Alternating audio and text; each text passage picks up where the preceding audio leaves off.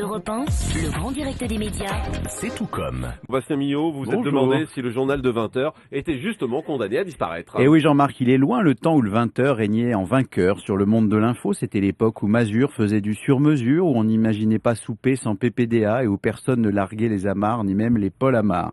Et malgré leur look parfois baroque, niveau audience, les présentateurs cassaient toujours la baraque. Mais aujourd'hui, la grand-messe subit une vraie curée médiatique. Il ne faut pas se mentir, pour eux, ça va être un sacré labeur de redresser la barre. À TF1, la situation est déjà critique, on en parlera. Laurence en a même fait les frères Harry. À France 2, la résistance du savamment décoiffé de la housse reste un épiphénomène. Et en semaine, l'édition de Pujadas marche bien, mais elle n'est plus ce qu'elle fut jadis. Et le midi, grâce à la résistance de Lucé, les téléspectateurs ne sont visiblement pas encore Élise Lassé.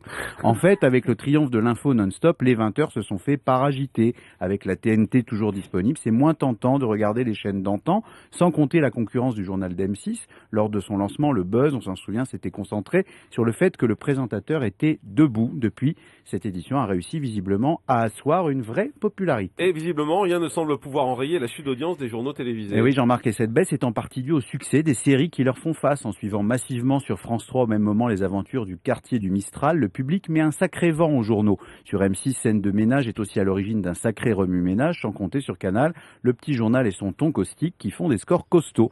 TF1 et France 2 ont aussi leur part de responsabilité, incapables de faire évoluer leurs éditions.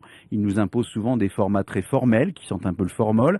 Face à l'instantanéité du net, il leur faudrait faire un peu d'effort pour contrer le point .fr. Bref, cette érosion semble correspondre à un changement d'habitude. Pour faire face tout en restant pile à l'heure, il va falloir que les JT montrent leur vraie valeur ajoutée, sans quoi les présentateurs du 20h auront de moins en moins de raisons de jouer les vantards. Merci beaucoup, Bastien Millot.